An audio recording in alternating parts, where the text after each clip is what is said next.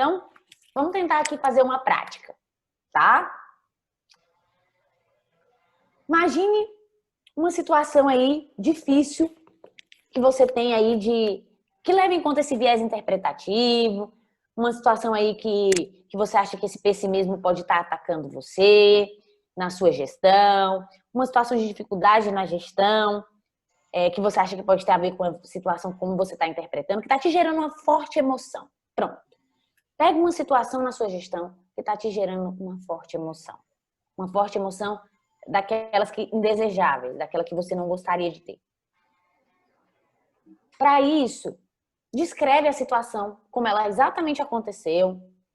Não coloca as tuas impressões, apenas o que os teus sentidos alcançam. Descreve a situação exatamente como ela é.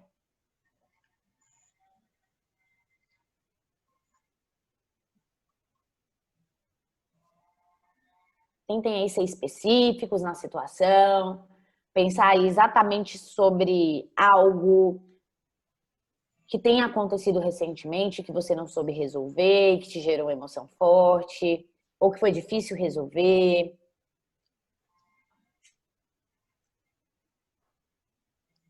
Tá. Apenas descrever os fatos, muitas vezes, já pode reduzir a nossa ansiedade e a nossa intensidade das emoções. Porque só de ler o que aconteceu de fato, às vezes você entende que o fato é bem diferente da sua interpretação. Às vezes o que pesa na situação não é a situação em si, o que o outro fez ou o que aconteceu, mas é como eu lido com isso. Por exemplo, não é o fato de estar aqui apresentando para vocês, né? E poderia estar dizendo para vocês, nossa, mas eu não sei quase nada de gestão. Esse não é o meu foco de trabalho. Eu não vou conseguir ajudar essas pessoas. É muito diferente de eu vir aqui falar com vocês dizendo, poxa, eu não sou uma MacGyver na gestão, mas eu entendo muito bem de pessoas e eu entendo muito bem das habilidades que as pessoas precisam. Eu posso ajudar essas pessoas. São explicações completamente diferentes para o mesmo evento, para a mesma situação. Então, às vezes, apenas descrever a situação, sem as nossas impressões, sem poluir ela com as nossas interpretações, já pode nos ajudar a ter uma perspectiva mais clara do que a gente precisa fazer para a tomada de decisão. Então, identificar também as nossas emoções pode ser uma habilidade de regulação emocional. Então, aprenda a perceber o que seu corpo sente para a gente entender o que está se passando. Então, segundo aspecto que a gente vai avaliar.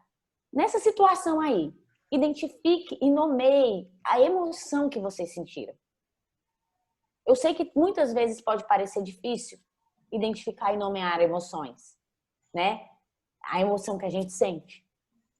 Esse também é um treino, essa também é uma habilidade que muitas vezes a gente precisa desenvolver.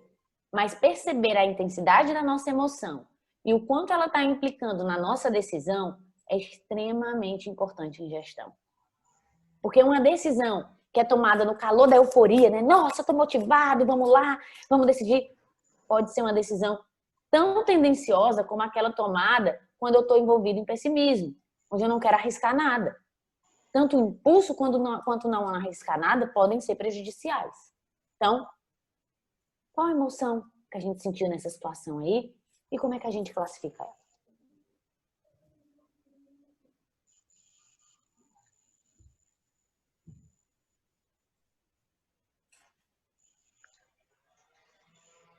Tomar as decisões depois de identificar as emoções pode te deixar muito mais efetivo. Se você conseguir identificar o quanto está intensa a sua emoção e o quanto é ela que está te impulsionando para a tomada de decisão do que deve ser feito naquele momento, isso pode ser uma condição chave para você decidir. Eu estou com raiva do meu funcionário, eu vou decidir que eu demito ele agora. Será que isso vai ser efetivo? Será que não é muito melhor eu esperar um pouco a minha raiva passar para eu avaliar se realmente esse funcionário não me serve, se realmente o melhor a fazer é demiti-lo, se realmente é o momento certo para a empresa, é o momento certo para mim, se eu tenho como treinar outra pessoa, as consequências que vou ter nesse momento se eu demitir alguém. Se eu baixo a emoção, se eu não deixo a raiva me dominar, por exemplo, diante de um erro, eu consigo ganhar perspectiva e não interpretar as coisas com base naquele momento específico. Ganhar uma perspectiva como um todo. E isso é importante na tomada de decisão. a gente saber gerenciar emoções. Então, o que importa não é o que acontece, é como a gente reage. Essa é uma frase de um filósofo lá da Grécia Antiga, Epíteto. Então, e que a gente usa muito em terapia cognitivo-comportamental, que é a abordagem que a gente atua. Então, o que importa não é o que acontece, é como a gente lida com as coisas que acontecem. O que importa não é a Covid, por mais difícil que isso seja numa perspectiva de cenário mundial ou de cenário geral. Mas o que importa é como a gente vai reagir a isso. Nós vamos aproveitar esse momento para ficar deitados ou pensando que vai tudo dar para o brejo, vai tudo dar errado, ou nós vamos aproveitar esse momento para ser resilientes e crescer e fazer diferente. É a nossa perspectiva que muda.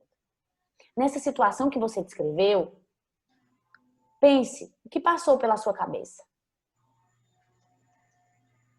Nessa situação aí desse problema, que você descreveu ele exatamente como ele foi, o que passou pela sua cabeça?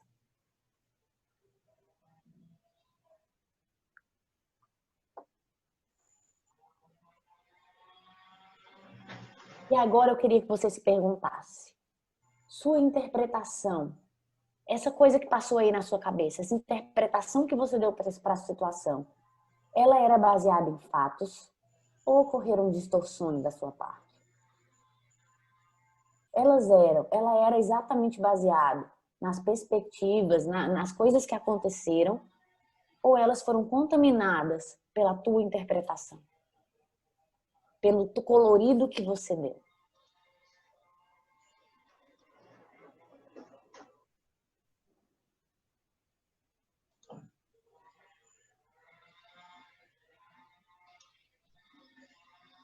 Se pergunte também, há a possibilidade de alguma emoção ter interferido nesse pensamento, nessa forma que você tem pensado, que você pensou nesse momento?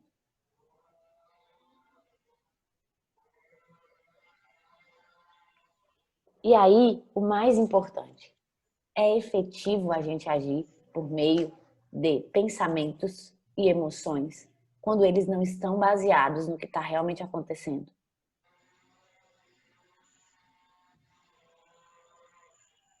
E aí essa resposta eu digo para vocês, não é efetivo. Porque a gente não está baseado nas coisas como elas de fato são. A gente não está olhando para a realidade, aceitando ela como ela é e sendo, agindo com base nas verdades, nas coisas que estão ali acontecendo. A gente está agindo com base no que está acontecendo aqui na nossa cabeça.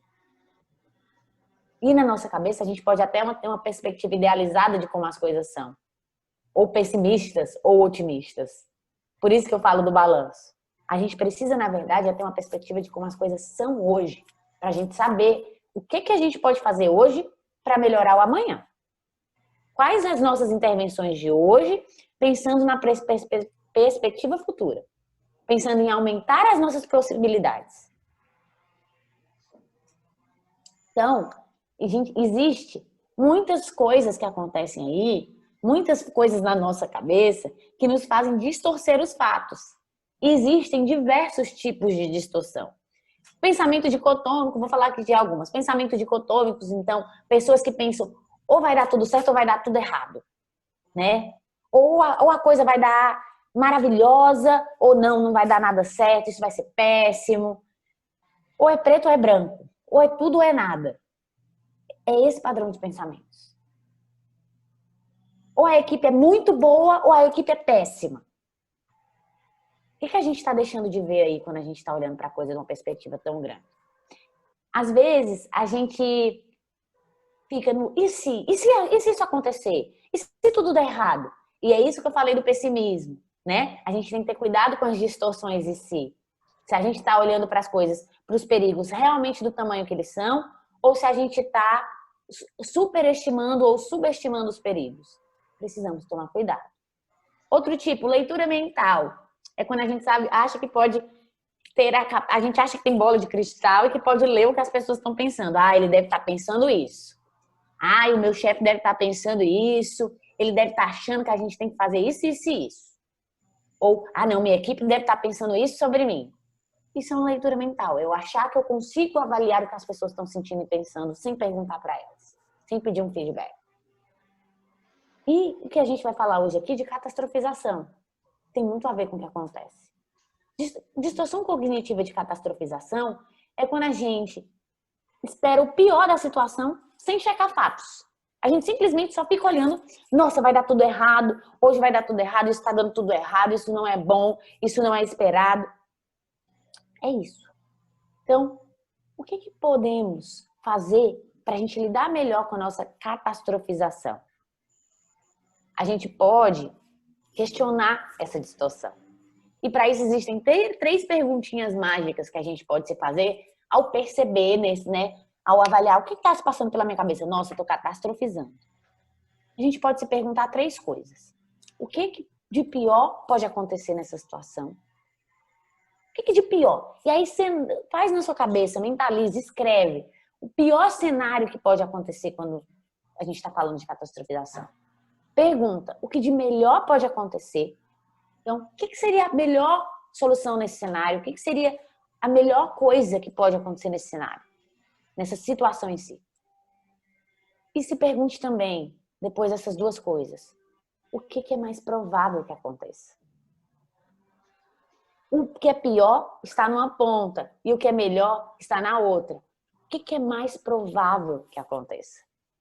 Será que é as extremidades? Será que é esse tudo ou nada? Ou existe algo aí no meio que é muito mais provável do que essas extremidades?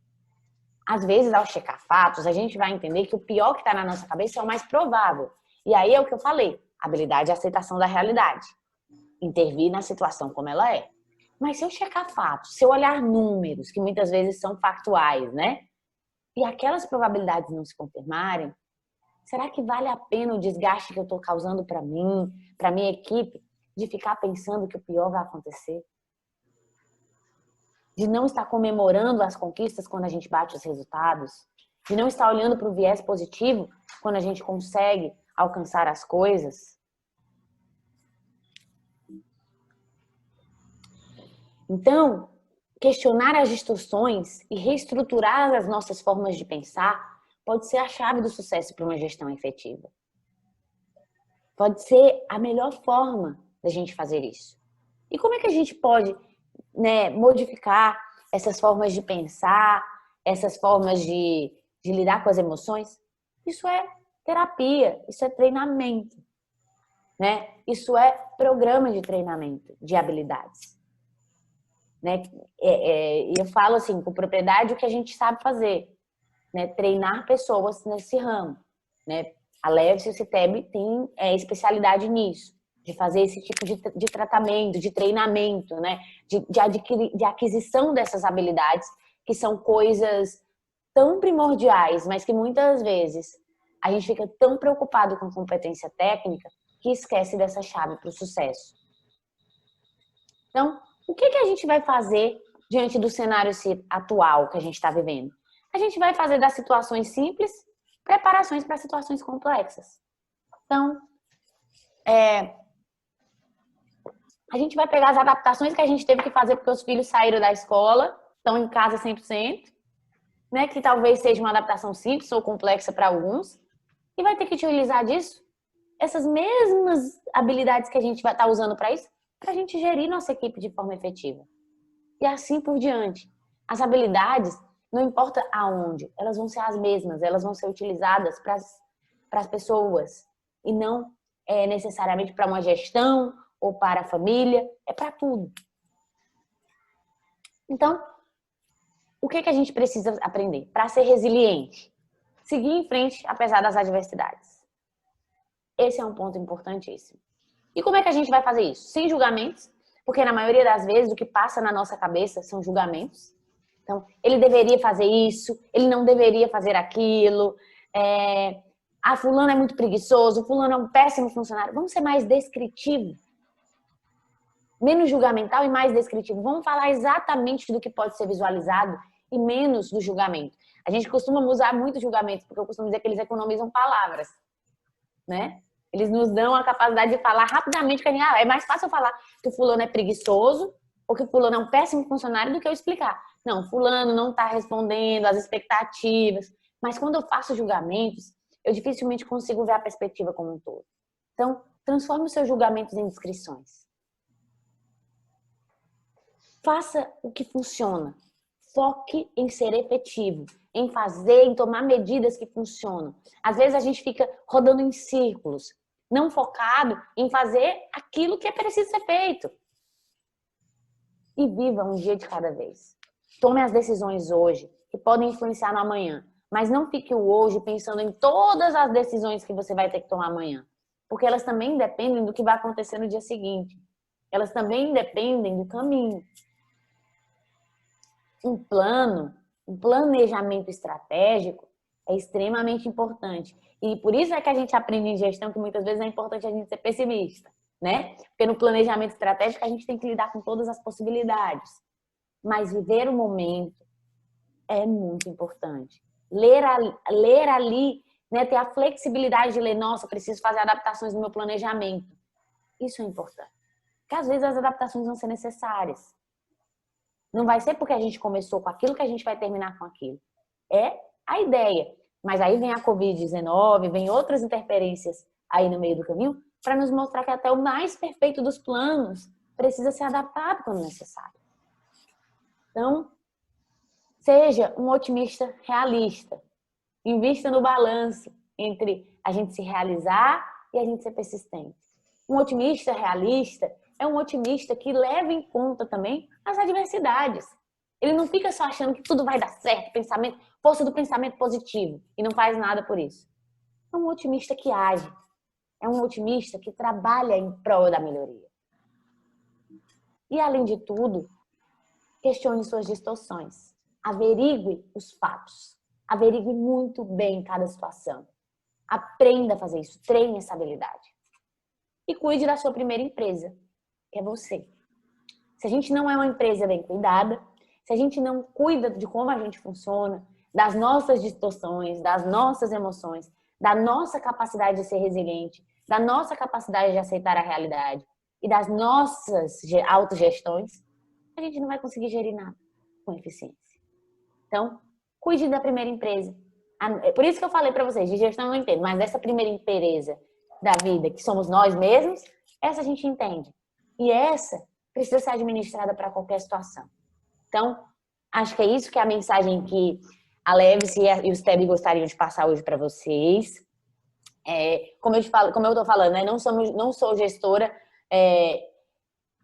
de muito tempo, mas já venho há um tempo aí pelejando com a administração dessas empresas, né? A gente já vem um tempo aí entrando no mercado, num tempo criando esses treinamentos, né? Divulgando esses treinamentos. Então, talvez, eu até sou modesta para falar isso, né? Porque a gente vem, de alguma forma, gerenciando e idealizando essas empresas. Mas, de alguma forma, eu espero ter contribuído com vocês, né? E eu espero aprender com vocês e estou aberta para se vocês quiserem bater um papo aí sobre o que a gente falou agora. Bom? Ô, Brisa. Oi? Muito obrigado pela tua contribuição. Eu estava acompanhando aqui as tuas abordagens, né? E eu não tinha visto o teu material, né? E eu escrevi essa semana um paper desafiando as pessoas a pensar como é que a gente vai chegar em dezembro, por exemplo, né? Nessa visão de olhar um pouquinho mais para frente, além da gente viver o dia a dia, os grandes desafios e as agruras que o dia a dia nos traz, né? E o que você falou, assim, está muito alinhado com essa reflexão, porque a gente procurou mostrar que existe um mundo que nos traz muitas informações negativistas, né? Ou informações duras, ou informações realistas duras e difíceis.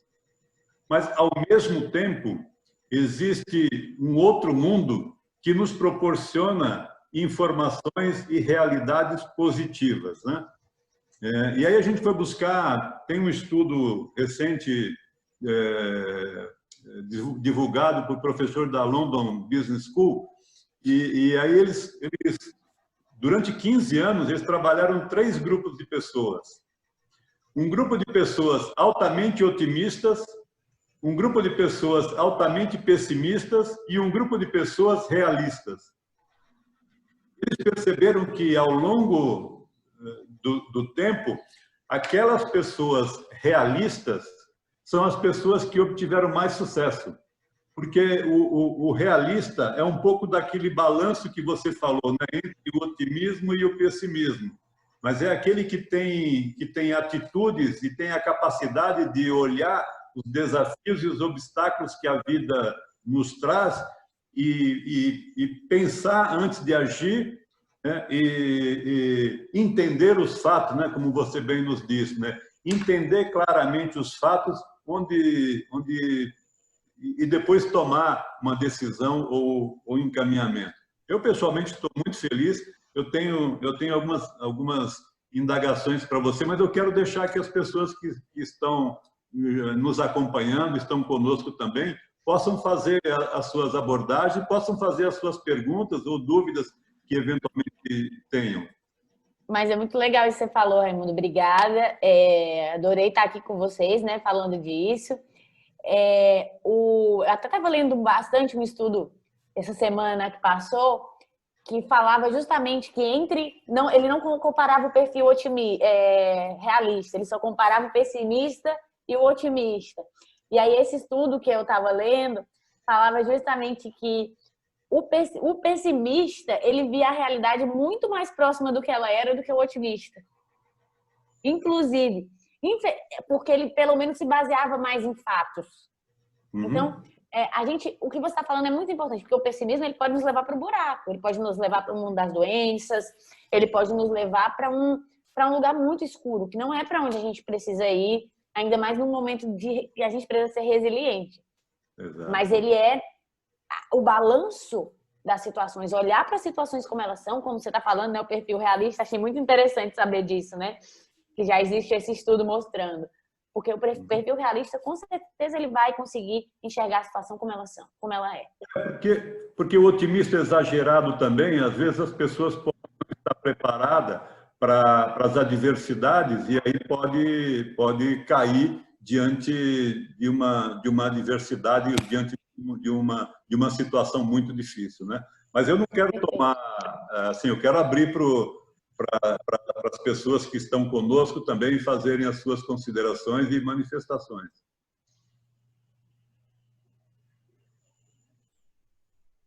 Tá? Maria, está fechado seu microfone. Abre aí, Bruno. Abriu? Abriu. Ah, legal. Bom, em primeiríssimo lugar, parabéns, parabéns, parabéns, sabe?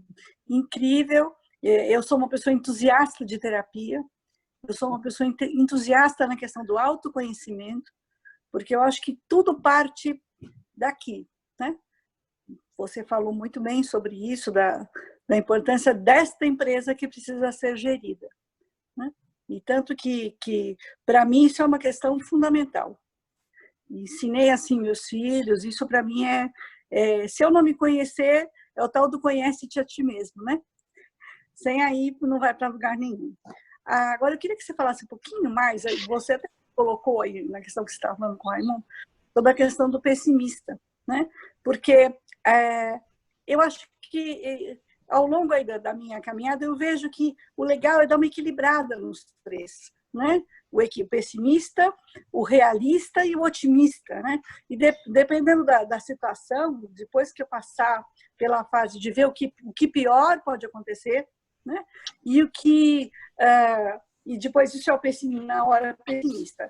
Depois ir subindo um pouquinho, na hora que eu chego no otimista, eu me entusiasmar com a situação e tocar a coisa para frente. Mas aí eu já tenho todo aquele quadro. Então, eu gostaria que você falasse um pouquinho sobre isso.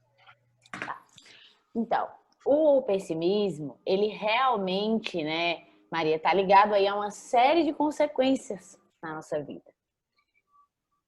É muito a ótica que a gente vê pessoas deprimidas, né, associando aí, né, pessoas muito ansiosas, pessoas com transtornos. Os transtornos mentais, eles têm muito a ver com a gente estar pessimista, com a gente estar vendo o viés negativo das coisas, né? Então, e não só transtorno. Né? E não só isso. Isso. E a gente fica inflexível, preso nessa visão aí de estrutura do mundo, né? Nossa, vai dar tudo errado, as coisas não vão sair como eu quero. E isso tem um peso muito grande. A gente precisa aprender a reestruturar e a olhar para esses pensamentos de uma outra forma, para situações como elas são, para sair desse modelo aí de afundar no fundo, né, de entrar no fundo do poço e não sair mais. O pessimismo, ele tem esse viés, né, de estar aí deixando a gente no buraco. E também tem outros tipos de doenças clínicas que estão associadas a uma postura mais pessimista. Cardiovasculares, por exemplo, são doenças que estão ligadas aí a um pessimismo exacerbado. Então, a gente olhar para isso de uma outra forma, olhar para o mundo por uma perspectiva mais realista, vai nos minando um pouco disso, né? Vai nos minando um pouco dessas situações. A gente precisa estar muito atento a quais são as situações, gatilhos, né? As situações que nos deixam pessimistas. Porque muitas vezes são situações específicas na nossa vida. Todas as vezes que eu vou a um lugar X, eu volto mais cabisbaixo, eu volto pior. Ou todas as vezes que eu vou numa reunião com o meu chefe, eu percebo que meu humor muda. E a gente começa a entender que uma das formas da gente pensar, né, sair um pouco das consequências desse pessimismo, é regular melhor a nossa emoção. É questionar esse pensamento e regular melhor a nossa emoção. Então, questiona esse viés interpretativo. A ideia é que você faça as 3 perguntas em sequência, né? O que de pior pode acontecer, o que de melhor pode acontecer e qual é a coisa mais provável que aconteça. Por quê? Porque você fazendo em sequência essas 3 perguntas, você já consegue sair ali mais neutralizado, né? Tá. Então, o que de pior pode acontecer? Né? Tô atrasada para vir aqui na reunião com vocês. O que de pior pode acontecer? As pessoas acharem que eu sou incompetente, as pessoas acharem que eu não sou responsável, as pessoas vão pensar um monte de coisa, né? Eu vou me sentir frustrada, não vai dar tempo para terminar a apresentação. Tá. O que de melhor pode acontecer? Pode ser as pessoas serem receptivas mesmo eu chegando atrasada, entenderem, né, que eu tive um imprevisto, serem, né, dolentes com isso, e eu conseguir dar uma palestra maravilhosa. O que é mais provável que aconteça? As pessoas se incomodem com o meu atraso. De fato, atrasar geralmente incomoda. E, ao mesmo tempo, nelas, que eu consiga dar uma boa palestra, as pessoas sejam receptivas, enfim. Então, o ideal é que a gente faça as 3 perguntas em uma sequência. Para que a gente possa, né, ir nesse pessimismo, mas dar uma otimizada, mas também olhar para a coisa de forma realista. Não sair com a ideia de que... mas foi isso que eu quis dizer. Você tem que passar por isso, fazendo as 3 perguntas, né? Passar por essa fase pessimista, fazendo essas 3 perguntas. Depois você chega numa fase realista, de realmente olhar para a realidade como ela é, e dali você vai para um otimismo, aonde você deslancha e aonde você, depois de tomar uma decisão, você se entusiasma com essa decisão, com essa colocação e vai para frente. Né? E então, aí, o que é legal. O que é legal no que você está falando? Porque aí o que nos leva para frente? É a consequência da nossa decisão. O que nos leva para frente é um fato. É um outro fato. É algo que a gente extrai, é uma consequência da nossa tomada de decisão efetiva. Porque o que acontece? Quando a gente age pelo impulso emocional, quando a gente age pelo impulso do pensamento catastrófico ou da emoção muito negativa, a gente tende a ter uma decisão enviesada. E muitas vezes essa decisão enviesada, ela pode não ser a consequência ou o fato que a gente gostaria de atingir. Ela não é baseada onde eu quero chegar. Ela é uma consequência de eu pensar daquele jeito. Então, mas se eu fizer isso da forma só otimista também, eu vou estar também pisando naquele viés, porque eu não estou vendo a minha realidade. Eu não estou vendo o que de fato está acontecendo e o que de fato acontece na minha empresa, no meu negócio, ou em mim mesma, entendeu? Então, essa coisa do otimismo, né? Só o otimismo. Então, por isso que eu acho que é legal o equilíbrio, né? Passar por isso que você falou, eu achei super importante, até anotei aqui, mas assim, achei super mega importante, por quê? Porque, resumidamente, você colocou um monte de coisa aí numa situação, né? Que é isso, não dá para eu começar no otimismo, porque se eu começar só no otimismo, e aí, né? E aí, eu vou ter condições emocionais, minha família vai aguentar isso, como é que vai ser isso aqui? Né? Então, é muito legal isso que você está falando, Porque a gente sempre tem a tendência a olhar para as emoções indesejadas. Medo, Exato. raiva, culpa, tristeza, isso. Ou a gente coloca elas para baixo do tapete, finge que elas não existem, enfim. Mas o que a gente esquece? A alegria em excesso, euforia em excesso, pode ser um grande problema na vida. Né? Pode nos causar uma grande disfuncionalidade. Veja as pessoas bipolares aí com episódios maníacos para nos contar disso, né? Então, verdade. A gente perde o freio. A gente se torna impulsivo. Então, o otimismo exagerado, ele está relacionado a essa emoção de uma forma desregulada.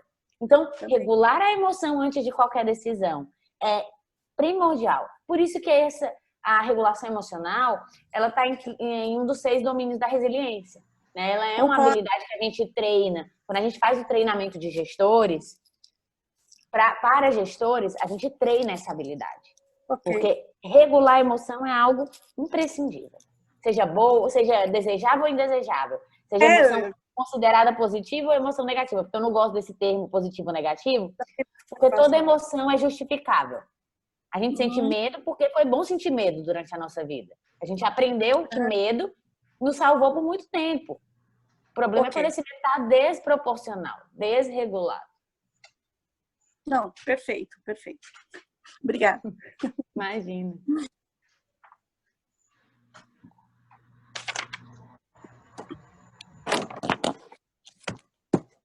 Aberto o debate.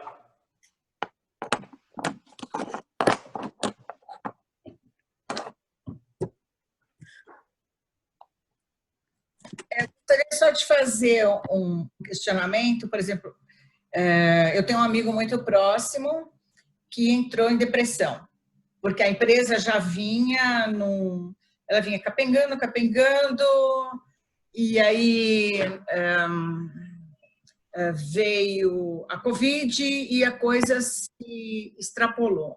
Então, nesses casos, por exemplo, mas ele já tinha tido, há uns 2 anos atrás, ele também já tinha caído de cama, em depressão, aí a família assumiu, é uma empresa familiar. A empresa, os irmãos assumiram a presidência da empresa, o comando, e ele ficou nesse estágio mais ou menos 1 ano, depois conseguiu se recuperar, e quando ele voltou para a empresa já estava bem caída.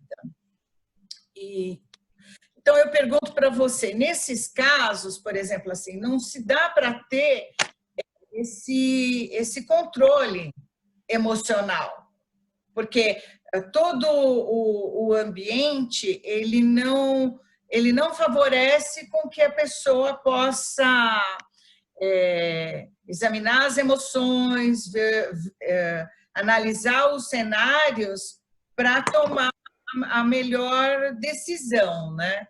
Então, como você acha que uma pessoa como ele possa voltar? Que agora ele está de novo, né? A empresa provavelmente vai fechar. E ele simplesmente sumiu de todo mundo. Tem mais ou menos 1 mês, ele mandou, estou voltando, estou me recuperando. Mas é óbvio, não voltou para a empresa. Então, como nesses casos, por exemplo, que provavelmente são muitos hoje, porque a gente tem várias empresas familiares, elas são empresas, não são pequenas, tem mais ou menos 100 funcionários, não é tão pequenininha assim, né? Mas a gente está com bastante recorrência disso hoje, né? As empresas familiares estão fechando e seus líderes estão caindo em depressão. Como você acha que poderíamos ajudar esses empresários? Porque eu acho que eles não se dão conta das emoções. Eu acho que esse questionamento da gente analisar as nossas emoções, as mulheres, eu acho que tem bastante disso. A gente sempre, é mais natural da gente fazer esse tipo de questionamento. Agora, eu não consigo ver, por exemplo, numa pessoa que é líder e que está passando por esse problema, conseguir olhar para as suas emoções com essa isenção. E aí, Rosângela, a gente entra nos mitos da sociedade, né? Porque homem que olha para as emoções é fraco, né? Verdade. Porque eu tô numa postura de gestor, como que eu vou ser frágil? Né? Como que eu vou demonstrar, como que eu vou dizer que eu não estou satisfeito, que eu estou com medo, que eu tô... Isso pesa bastante, mas tem um custo. Qual é o custo? O adoecimento. Quando eu não olho para minha emoção, quando eu não olho para como as coisas estão me fazendo sentir, eu tenho um adoecimento. E aí, assim, qual é a primeira habilidade básica, né? Aceitação de realidade. O que eu falei, né? A gente precisa entender aonde a gente está para poder decidir para onde a gente quer ir. Então, assim, de fato, tem ambientes empresariais, assim como tem ambientes familiares, né? É o que eu digo. Ambiente invalidante, ambiente difícil tem em todo lugar, né? Tem muito. E tem empresas que, de fato, o ambiente é muito, muito insalubre. Ao tomar conhecimento disso, ao tomar conhecimento que essa é a realidade e que o controle das pessoas nós não vamos ter. Ou eu preciso ser mais resiliente para lidar com o ambiente e me fortalecer, e aí ter mais habilidade de resiliência para fortalecer isso, desenvolver todos os domínios de resiliência, ou eu preciso entender que, tudo bem, eu vou ter resiliência para ficar aqui até o momento X, mas eu vou alçar novos voos, eu vou me organizar, vou me fazer um planejamento estratégico para eu sair deste ambiente. Porque você está toda hora naquele ambiente e não mudando a como você está lidando com ele e deixando a maré te levar, sendo que você já está vendo que você está deprimindo, não tem como ter um resultado diferente. Não tem, assim, uma pílula milagrosa. Nem que toma remédio, porque isso vai fazer com que, se ele tiver em um outro ambiente tão insalubre quanto, que ele também fique mal e assim por diante. Se a gente quer desenvolver a nossa capacidade de passar pelas adversidades, aceitar a realidade, desenvolver a habilidade de resiliência, reconhecer a emoção e, não, mesmo assim não é aqui que eu quero estar. Ok, vamos fazer um planejamento estratégico baseado em metas, em resoluções de problemas, olhando para onde eu quero chegar. Ou descobrindo aonde eu quero chegar, se eu não sei, porque eu estou há 1000 anos numa empresa familiar. Às vezes é um redirecionamento de carreira. Então, é preciso, às vezes, parar e ter essa capacidade de fazer de ter esse olhar, né? Nem todo mundo consegue, nem todo mundo faz. Não sei se eu te ajudei, se eu respondi a tua pergunta. Não, respondeu, obrigada. Tá aberto para mim? Tá, Maria. Nesse ponto aí que ela estava conversando, achei bem interessante essa colocação. E você veja só, ele está numa empresa familiar que a pessoa não quer estar ali, né? E eu imagino que para ela estar ali, ela seria entre aspas, né? Entre aspas, porque isso é impossível, né? Seria interessante mudar a forma como que os outros veem aquela situação. Porque se os outros se moldassem àquela situação, de repente, a empresa iria melhor, de repente, uma outra conjugação de fatores faria com que aquilo se tornasse uma realidade mais interessante. Mas eu queria que você falasse um pouquinho, Brisa, se possível, sobre, você está falando de resiliência, essa resiliência de aceitar que o outro não vai mudar, que as outras pessoas, que a empresa não vai mudar, que a empresa onde você está não vai mudar.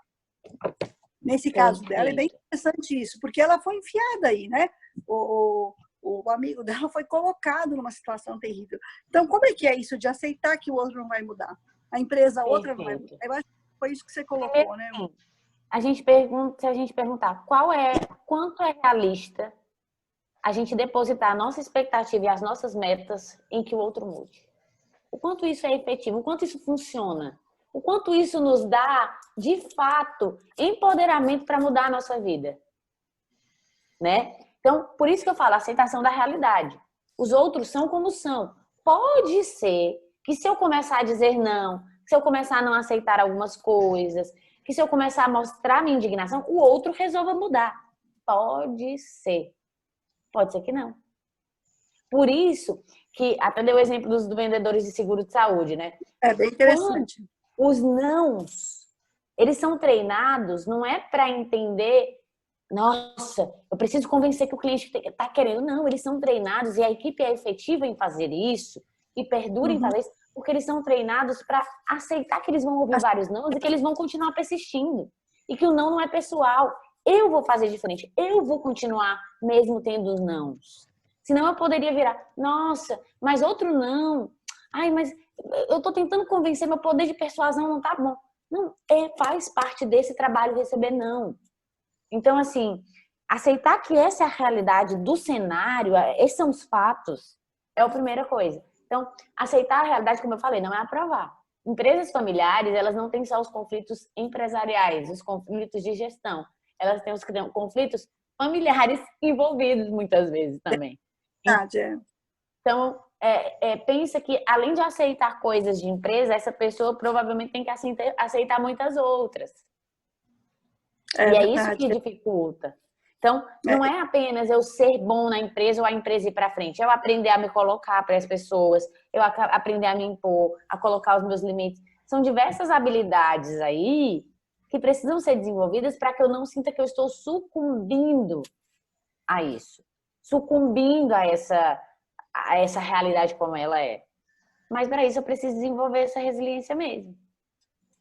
Não tem verdade. muita... Porque nesse exemplo que ela colocou, deixa eu ligar a bateria aqui, ela estava falando de uma empresa familiar que vai ter que fechar. Olha que situação terrível, né? Porque as pessoas colocaram algumas expectativas enormes em cima dessa pessoa que foi assumir essa empresa familiar que vai ter que fechar.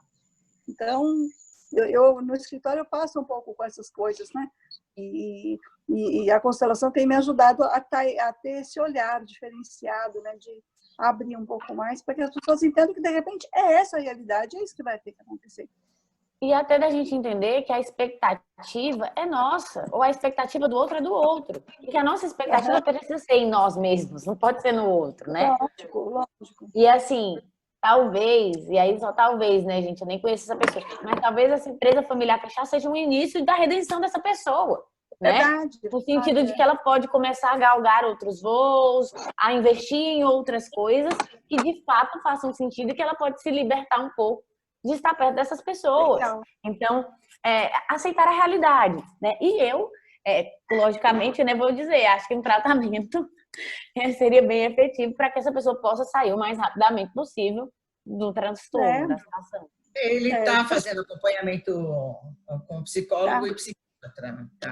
Legal, que bom. Né? Legal, o debate está aberto. Mais alguém quer falar?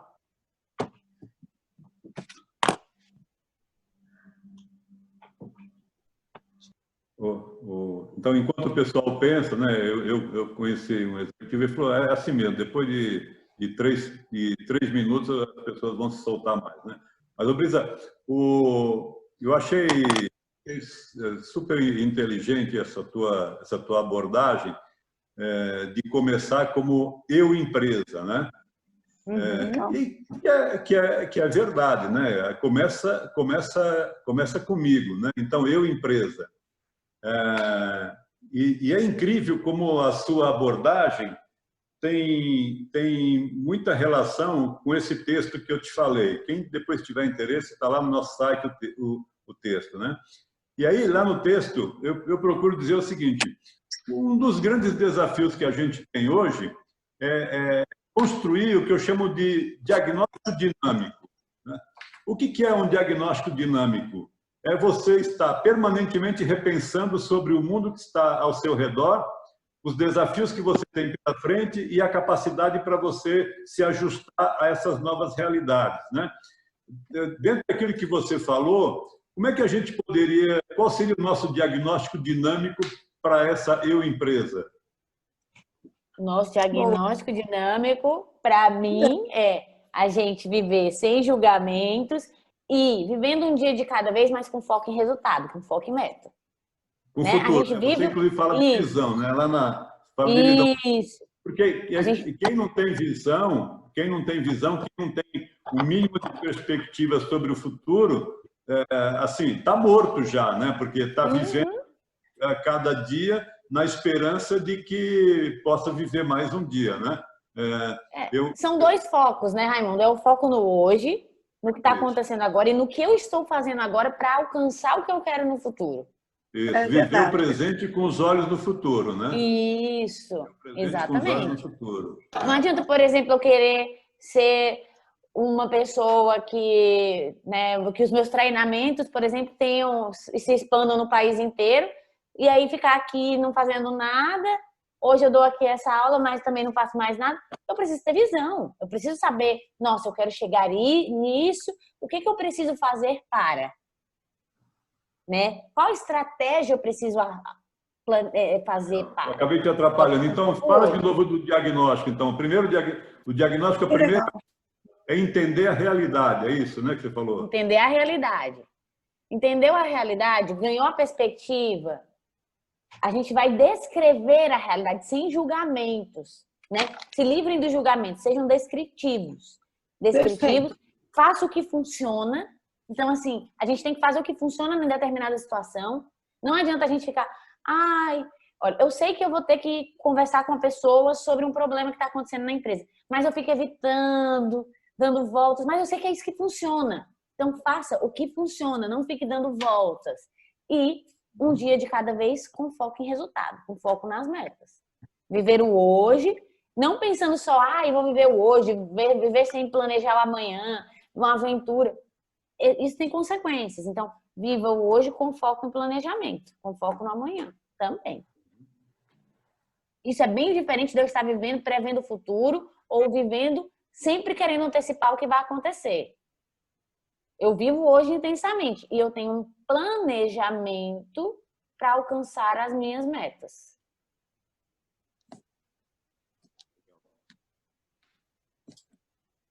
Legal, muito bom. Alguém? Luiz, você tem um desafio grande de negócio aí pela frente. Quer falar um pouco do seu desafio, Luiz? Acho que é legal. E acho que tem um pouco a ver com o que a gente está discutindo, né? Eu estou dirigindo, né? Eu até parei o carro. Desculpa. Fica Não. tranquilo. Eu parei o carro agora, mas acompanhei praticamente, porque eu tinha algumas coisas para fazer, eu fui acompanhando. Brisa, primeiro quero te cumprimentar aí, né? Aí eu sempre falo, né, Raimundo, os assuntos que vêm à tona, eles podem ramificar para vários outros temas, de várias outras horas de a gente ter várias abordagens e vários crescimentos, vamos dizer assim. Então, primeiro quero te cumprimentar aí, porque você falou de forma bastante simples, né? Eu gostei da abordagem do Raimundo a respeito do eu empresa, né? Eu sou muito crítico às pessoas. Isso não é de forma geral, que as pessoas de certa forma têm uma certa imaturidade, né?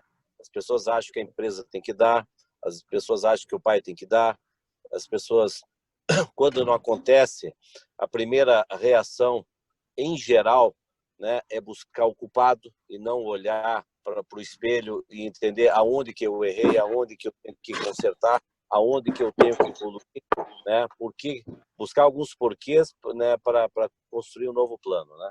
Então, acho que essa parte, né, eu acho que uma grande mensagem que você trouxe e que vale para todos nós sempre estar refletindo, independente de posição, independente de momento de vida, independente.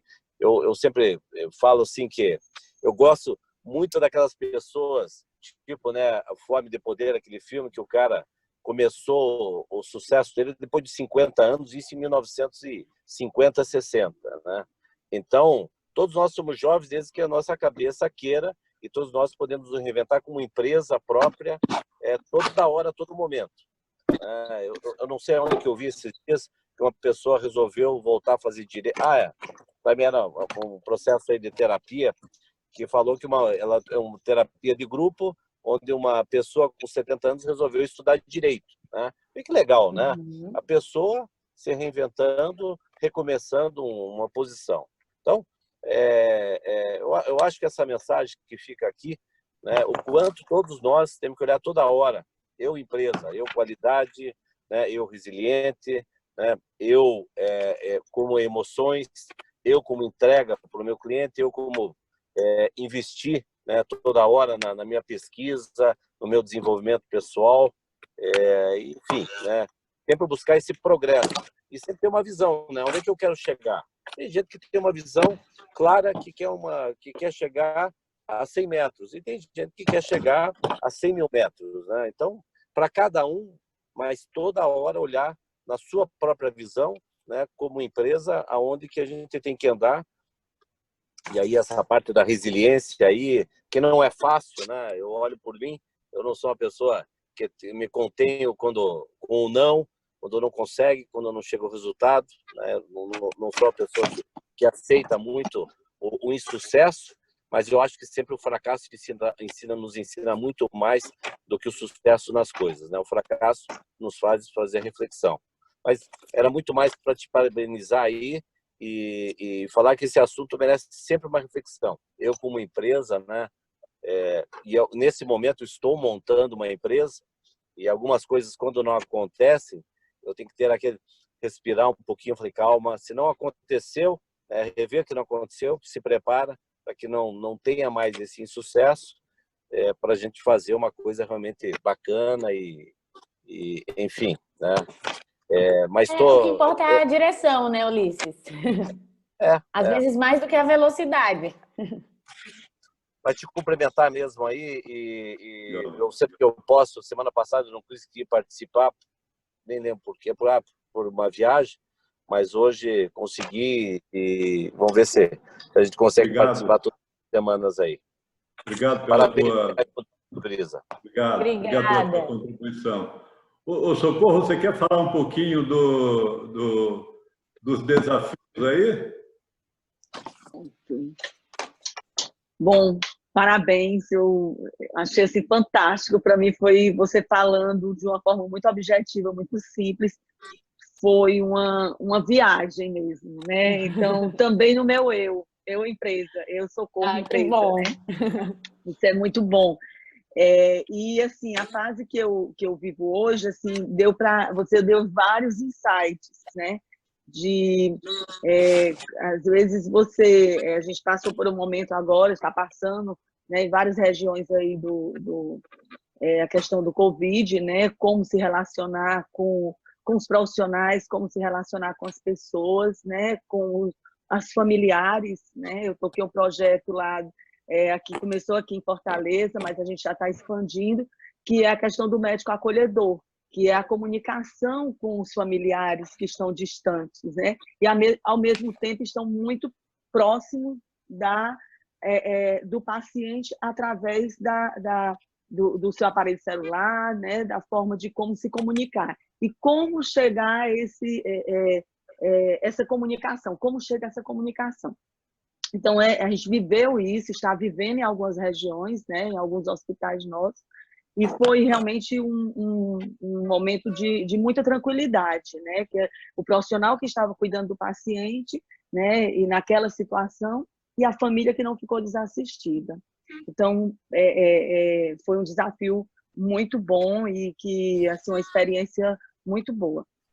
Também na questão de como você ouvir, de como você interpreta, né? Eu anotei aqui várias vezes a questão do julgamento, né? Que você falou, depois aí o Raimundo complementou, que é importante, né? Eu acho que é um princípio de tudo, como eu estou vendo o outro lado.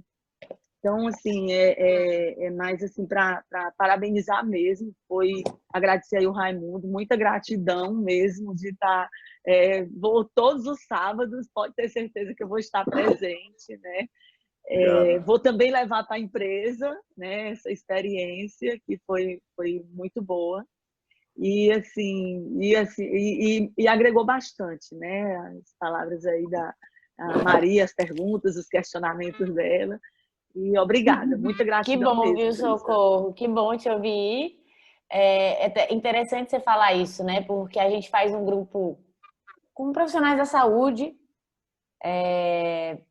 para dar apoio, né, com a questão do Covid. Então, a gente tem treinado algumas habilidades com esses profissionais e realmente a questão de você colocar os médicos na linha de frente para falar com os familiares, dar notícia, falar como que as coisas estão é realmente um desafio, porque não, para eles isso não é algo fácil, né? Não ainda mais na situação que a gente está, onde não pode ver o familiar, a família fica muito angustiada de se vai poder ver de novo, se não vai, e qual é o contexto que está. Então, realmente, essa é uma questão que tem angustiado muito nossos profissionais. A gente tem feito um trabalho meio preventivo aí, para que essas pessoas não tenham depois sequelas, né, advindas aí dessa linha de frente do Covid. A gente sabe que isso pode trazer, né? Então, essas habilidades também têm sido treinadas com esses profissionais. Legal. Obrigada. Obrigado, Socorro. Alguém mais quer falar? Sara, você assume então, e primeiro o slide do Camus, tá? Depois do Walter. A gente sempre costuma concluir esse encontro com alguns desafios, né? Algumas reflexões, né? E eu acho que a experiência que a Brisa nos trouxe e o compartilhamento, né, de cada um nos leva a crer cada vez mais nessa definição do Camus, né, de que a vida é a soma das nossas escolhas.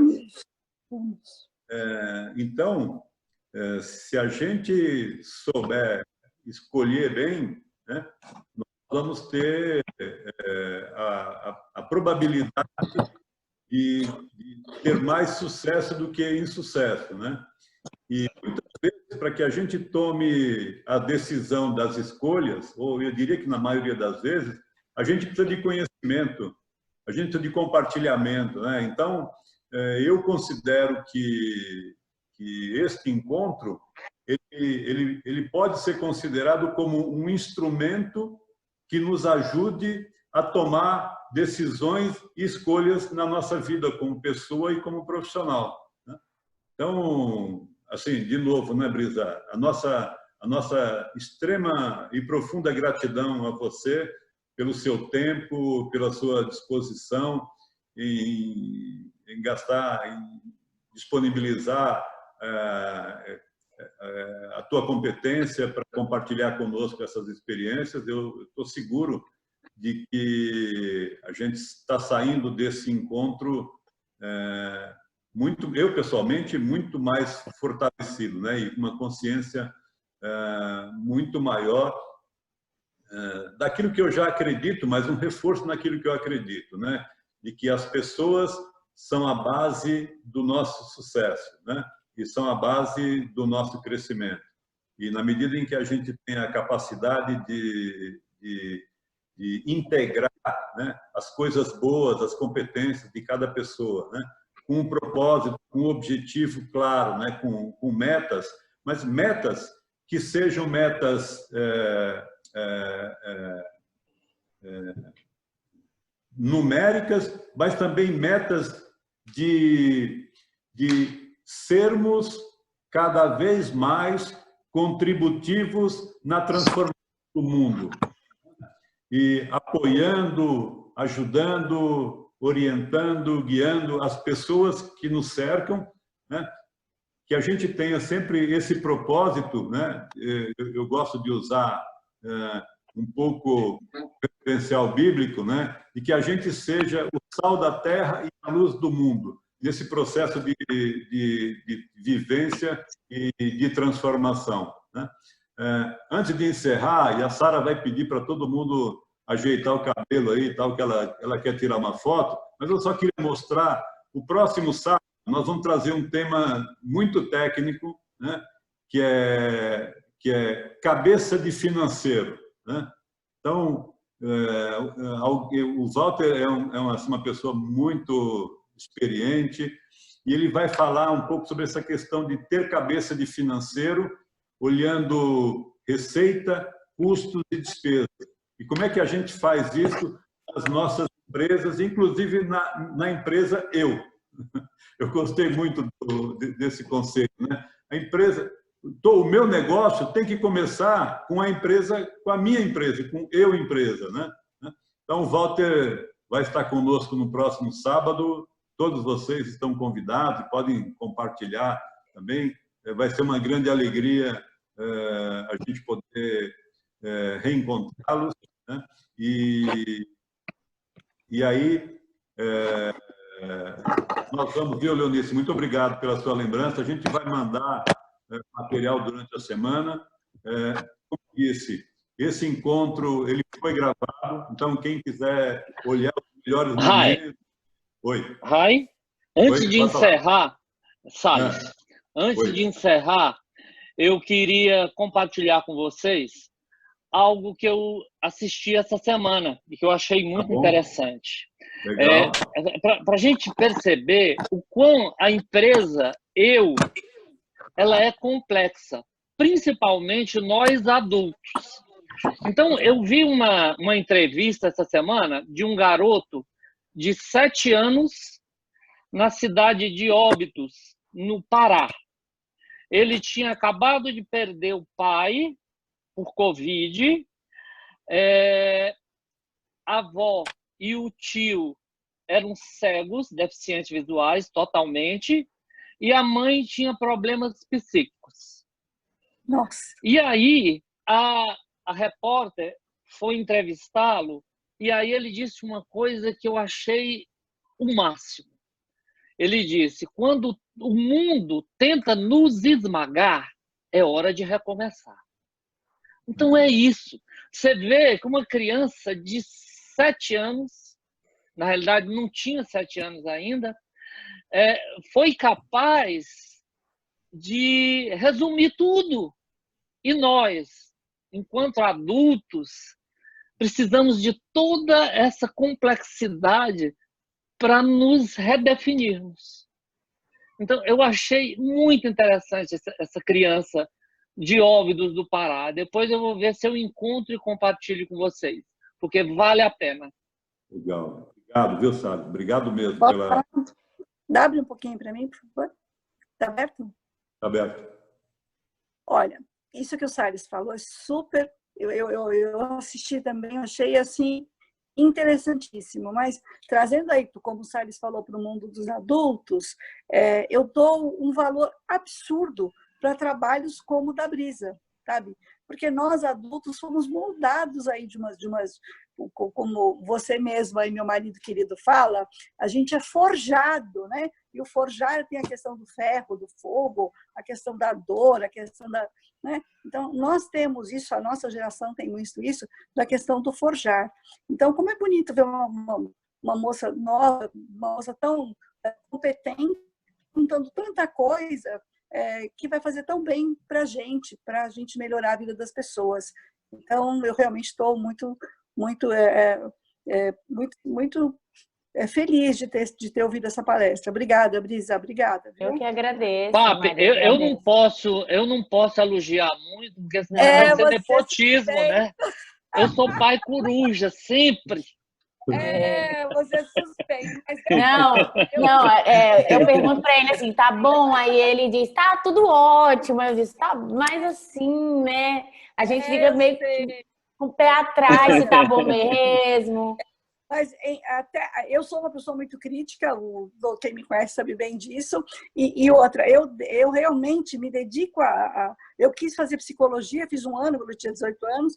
Então, assim, eu realmente estudo isso fora do meu campo de trabalho com muita dedicação. Essa pós que eu fiz tinha muito isso, né? 3 anos. Então, assim, realmente você foi brilhante, viu? Brilhante. Obrigada. Brilhante, eu posso falar de cada. Tá bom? Obrigada mesmo. Legal. Ara, o manchão da aeronave está com você. Só um último comentário, Brisa. Adorei principalmente no começo da apresentação aquela reflexão sobre o amigo passou, não me ajudou, mas por que será que ele não me ajudou, né? E esse é um bom exercício para a gente fazer sempre, porque a gente sempre se preocupa com a gente. Por que será que ele não me ajudou? Mas o que será que ele estava passando, né? Então é sempre legal a gente parar e pensar nisso, pensar no próximo também, que as pessoas também têm problemas, assim como eu estava tendo, né? Acontece, né, Sara? Obrigada. Então, pessoal, espero ter ajudado, espero que isso ajude aí vocês na gestão, ajude vocês na gestão da primeira empresa principalmente, né? Mas se quiser usar na das outras também vai servir e assim pronto. Obrigada. Obrigada mesmo. O nosso momento para finalizar amanhã, animados, sorriso, pose. Vamos lá tirar nossa foto? 1, 2, 3 e... Aí, muito obrigada, pessoal. Muito obrigado, gente. Um ótimo final de semana a todos. Tchau. E obrigado pela preferência. Tchau, obrigada. Tempo de vocês. Um forte abraço. Tchau, tchau. Tchau, tchau. Tchau.